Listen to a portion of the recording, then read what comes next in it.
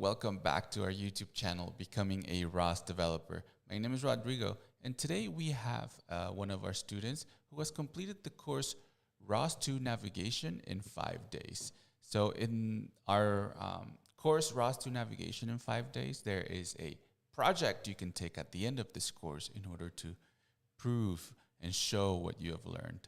And this is implemented on a real robot. It's an autonomous navigation application. And that's what we're going to be seeing here from our student, Oliver. So hello, Oliver. How are you? Good morning. I'm fine, thanks. I hope you are fine as well. Yes, I'm very good. Very excited to see what you've done with your project. So please, whenever you want, you can share your screen and show us what you've done. Okay, so then let's start. Let me know if you see the screen. Yes, we can see it. Okay, perfect. So on the top left, you can see the robot setup. It's the one at your office. So basically we have this kind of street city area with the Turtlebot. And I will start to just start the ROS with my configuration so that everything is already kind of prepared. Great. So I'm sorry to interrupt, Oliver, but for some reason the screen looks very bright. Your screen sharing. Do you mind like trying to stop and share again? Maybe it gets fixed because sure. It's like overexposed. It seems like. Oh, I see in the preview, but I'm not sure why it is the case. Okay, maybe I can do it differently. A second. Mm-hmm.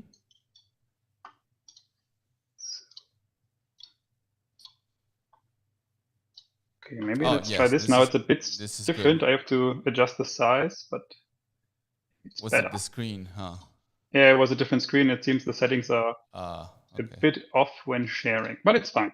So let's quickly do it like this. Okay, as I said, in the top left, there is a robot setup, and I will start ROS now to have some visualization.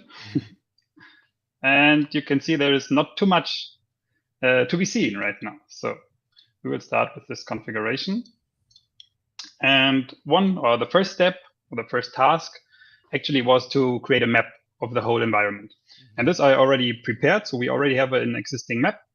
And this one is launched when I launched the localization part. So I will explain in a second, but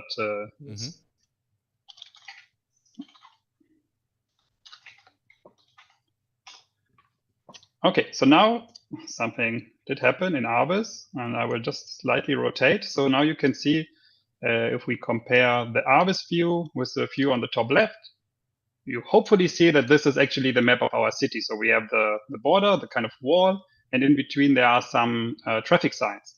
Now the map we have in ROS is not exactly the same as the one at the real robot because the signs were kind of moved a little bit. But like at the time I created the map, the signs were in that specific position. It's fine for now. It's just that, our map will be a bit different later when we come to some other part of the project. So you already see that in the terminal, there is quite some noise about warnings. This is because I did not only launch our map server that provides the map information, but I also started the localization algorithm. And the localization algorithm, so the part that actually provides the transformation from our map to our robot, so that the robot knows where it actually is located in the map, it needs some initial position to actually converge to some precise location. And for this, we can use the ROS, the 2D pose estimation.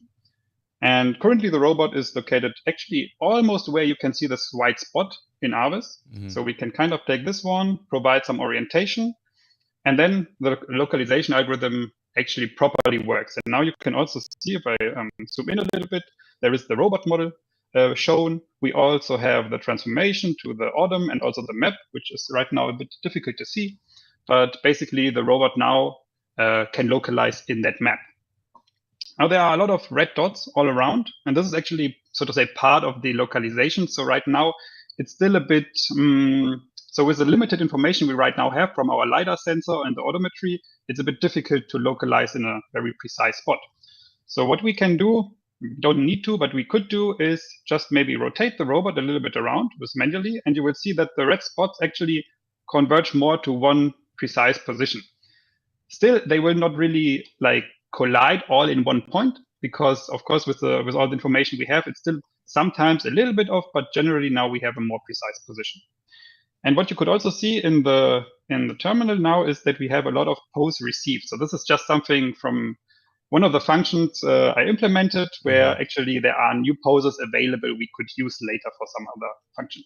Oh, great. Okay, so now we know we have a map and we know where the robot is located in that map, but we actually want to move the robot around autonomously. And for that, we need a path planning. So let me quickly launch the path planning.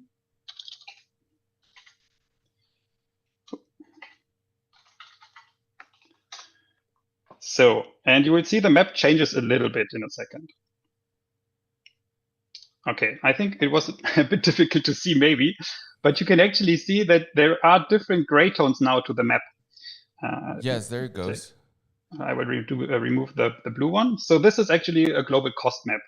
A global cost map is, let's say, an additional information. So we take the map, and as I said, there are some traffic signs in the middle, and our robot actually should not just drive into the traffic signs, but it's actually an obstacle the robot should not hit.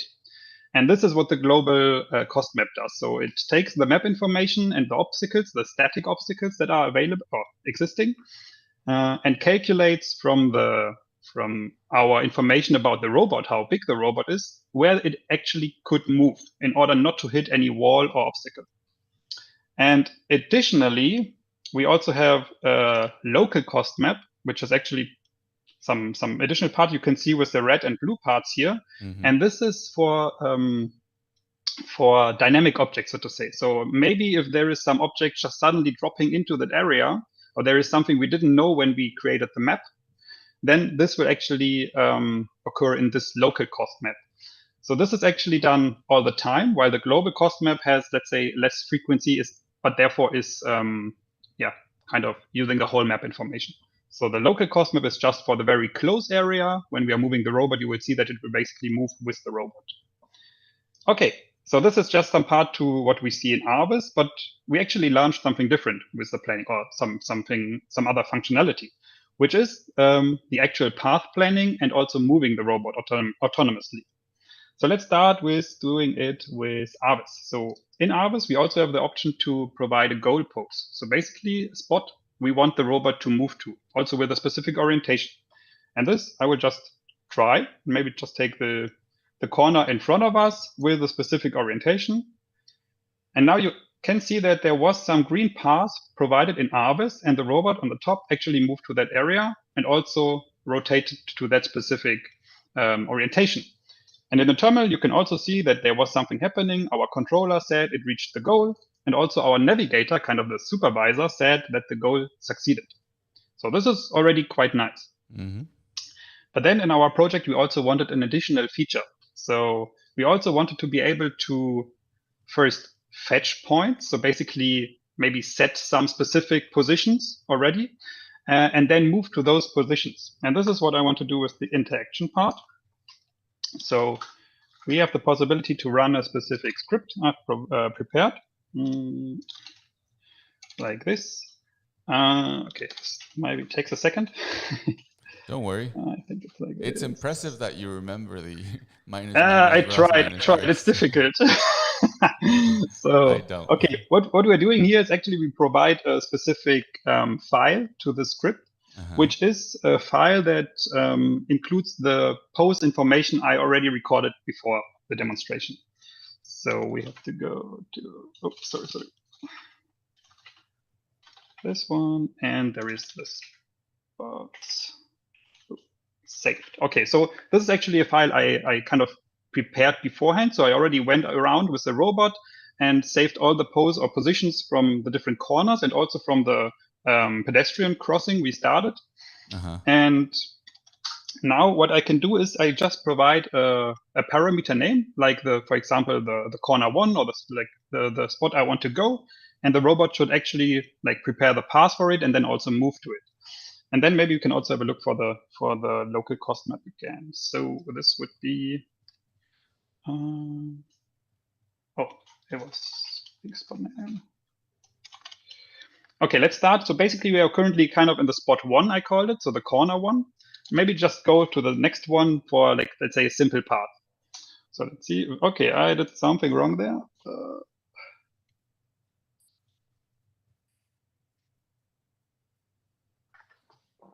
Okay, so let's just take a quick look at the cheat sheet. I couldn't see it either. I forgot the move to spot, of course. Oh, the So actually executable. the executable, yes. Uh-huh. So it's not, I can only just take the package, but of course I need to also provide the executable for it. But now it hopefully does work. It looks like. Yeah. So yeah, the robot is moving on the top, Ah. and you can also see that the path was prepared in ROS, and it's also now moving or rotating to the orientation I kind of saved in my file. Mm-hmm. So we can also do this with the next corner, which is the spot 3 in my file. And I hope it's visible that also the local Yes. cost map is moving with us, so to say. Uh-huh. Yes, that's an issue with RViz, that visualization-wise sometimes is strange. Yeah, That's why yeah. we see it like faint and then other times not. Mhm. So now what's interesting, just quickly, the black dot here is actually from my map I created in the very beginning, which I said is a bit different than the one we currently have because the signs moved around. And now you actually can see that in the local cost map, the blue area, and then the dot in the middle is showing the real object we have in our real robot setup because the sign moved a little bit. Now it's a bit off to the actually to the map I created before that. So just as a side note. Now, maybe we can do a bit more difficult. So now we are kind of on the other side of the area or of the map. So we can try to go to the pedestrian crossing. And hopefully the path that is planned is not moving through the traffic signs, but actually around the traffic signs and not hitting something. So let's just see. And now you see, yeah, the path was actually planned correctly. You can also see the local cost map where there are areas the robot should not move to, and it's moving to the pedestrian crossing. Now, one more information. So you see, we did not really go to the pedestrian crossing completely, but we stopped a bit early. And this is because actually in simulation, I had a bit of trouble reaching the goals if the, how to say, the distance that should be achieved, the distance to the goal that should be achieved is too small. So I kind of made it a slightly bigger so that it's working also in simulation. For the real robot, actually, it was fine. But yeah, that's why we are basically stopping a little bit early to the pedestrian crossing. Mm-hmm. Okay, yeah, basically that's the functionality. We also have the possibility to save poses. So this is a service we also implemented. So if I, for example, just, I don't know, move somewhere with the robot, somewhere else, it doesn't matter where it is actually. What we could also do is just check in the service list. There is the save spot service. So what we can do is we can call this service. And we have a custom message. And then we just say we want to label it in a specific way. And then let's say this is our testing one. And now what it does is it says that message here spot was added to some specific file. We don't know yet. Of course, I prepared. And in order to actually save this file or to write the information to that file, we also need to provide some end. And now it says file saved. And if we now look into our data, there is a file called spots command. This is the one I always kind of reset when I launch the localization part. So I have the saved ones I prepared for the demonstration, but also the command part. And now there is the move to spot. This is our executable name. We have the ROS parameters, and then there is testing one, which was the one we just added. And now with position and orientation information. So this is basically how I recorded all the different positions for the corners and also the pedestrian crossing. Okay, I think that's all from the robot demonstration. If you don't have any question.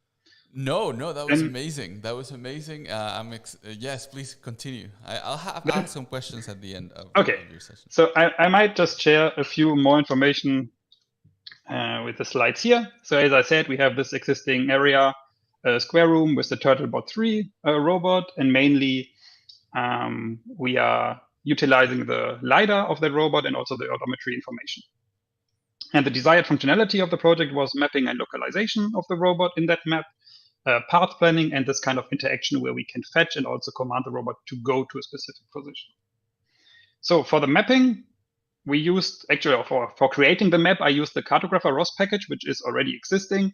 It uses a SLAM algorithm, so meaning that we simultaneously localize our robot and the point clouds in the map we are actually creating at the same time. For that, as I said, we are using the LiDAR and odometry information of the robot. And of course, there is some configuration necessary. So basically, you should try to provide some configuration information that fits to the robot and also to what you want to do. So for example, the number of laser scans you have or the range you want to consider in your map from the laser scans. And as I said, the map was already prepared in advance. And what we were using actually in the demonstration was just the map server node we started that is taking information from the map data we already prepared beforehand and is then publishing those information in the map topic. Then the next step was the localization of the robot in that map. And for this, we use the nav2 AMCL package, which is something Monte Carlo localization. So some localization algorithm we are using, which is provided by the nav2 package. And that provides the transformation between the map and odom frame to the base link of the robot so that we know where the robot is located in the map. It also needs some specific configuration, like about the robot, of course, and for example, whether it's a wheeled robot or some legged robot. And then also, as I mentioned and I also showed, we need some initial position to actually start the localization. And then with moving further and further, it actually converges to a more precise location. And at the bottom, you can also see that we have the AMCL node that takes information from the config. Then, of course, always the dynamic information from the LiDAR scanner and the odometry to actually localize in that map and provide the transformation. Yeah, then next was the path planning. And this one is actually built from, let's say, different packages. So first, we have the nav2 planner we are using that actually provides functionality to plan the path from one spot to another. And also for that, it considers the existing map. And as I mentioned, the static obstacles, the one that is like the obstacles that are already inside that map. And for this, we have the global cost map. It was kind of the grayish tones we saw. Then we have the nav2 controller that provides the actuator commands to actually move the robot and also provides the dynamic obstacles, so the local cost map. This was the blue and kind of pinkish tone that was moving with the robot and only in a close area to the robot. So basically showing where the robot can go or where it should not go in a very close distance. This one would also react to, like, as I said, obstacles that are suddenly appearing. So even if it was not already in the map information, it would be kind of visual or visible and also considered in the path planning in that moment. Then we have the navigator. This was also visible in one of the terminals short time. It's actually kind of the supervisor of those two nodes. So basically, the navigator takes kind of care of the planner and the controller node and provides the behavior, how the robot should actually behave. So for example, if I say I want to move to that spot or something, then actually it first plans with the planner, then uses the controller to actually move the robot. And in case of, let's say, an emergency, there is also the behavior server that provides recovery options. So for example, suddenly, for whatever reason, we run into a wall or so, there would be a possibility to spin around or maybe to just wait because maybe there is an obstacle moving in front of our path or something. So this is where we also have some recovery options, and all of those parts are also kind of supervised in the navigator. And on the right side, you can also see that all of those different packages, they all need some configuration where we, for example, configure our global cost map, the local cost map, but also the information I mentioned about how far we are allowed to be away from our actual goal pose in order to kind of be successful or successfully reach the goal. And there is also the behavior described in this behavior tree XML file. And the last part, that was the interaction, is can be seen here in the bottom, where I called it navigation to spot. Actually, it's the move to spot executable we were using with a spot list. And this is this kind of fetching and command. So first, we use a service to actually fetch some points around the map. We record those in a YAML file that we call the spot list. And we are using the ROS parameters in order to properly access those information. I pre-saved some of those for the demonstration in this kind of spots saved file. but we could also use the other file to actually kind of dynamically fetch the points and then also use that. Yeah, here you can see how it is working with the move to spot. You first have to add the executable name, then the ROS parameters, and then basically we can access those information using those parameters when we declare them in our script. Mm-hmm. As I said, for the command, basically we utilize an action that is already existing. It's the navigation to pose, if I remember correctly.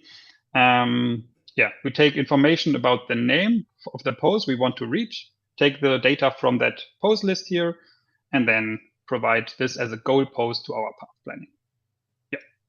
And with that, this is the full overview of the parts that were kind of created in that Mm-hmm. project. I basically already showed all of those just in the slides before. And with that, thank you for your attention. Have a nice Turtlebot here. And yeah, that's it from my side. Love it. I love it. So thank you. Thank you, Oliver, for a very nice presentation. I am, it's always a pleasure to listen to presentations like this when it is obvious of the level of care and preparation that's gone into it. So I just want to congratulate you on that and thank you. So I really loved first your demo and then your presentation to exemplify what was going on, and the diagrams really helped a lot in showing how nav2 works, because at the end of the day, it's a great tool that you can use instead of having to create all of those components. Yes. So in terms of, I have a bunch of comments and questions I wrote down. So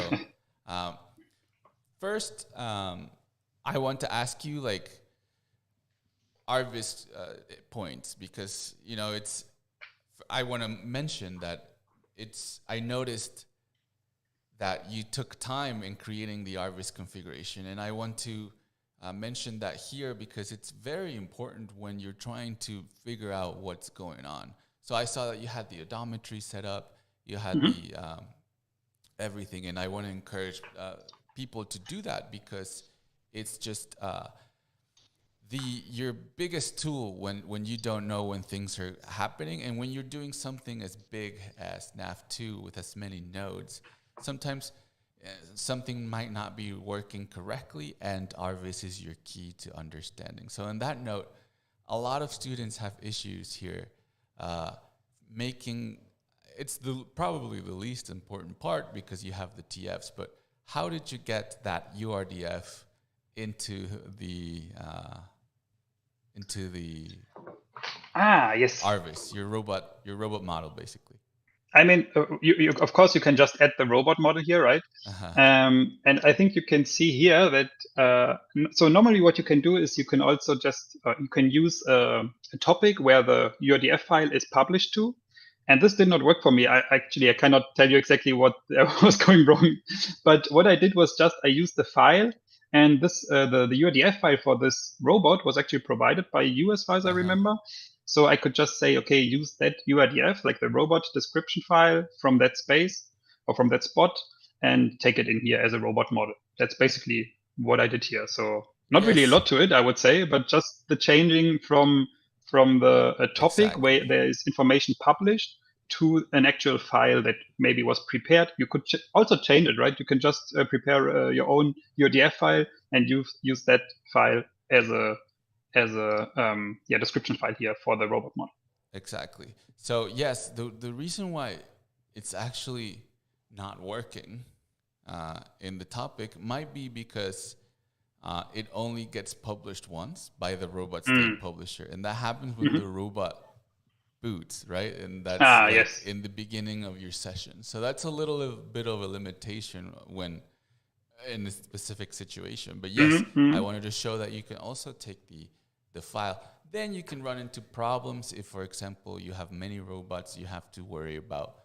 That's why there's a TF prefix. So you have to worry about, for example, namespaces. So it's very useful to always visualize everything. So I wanted to take that into account.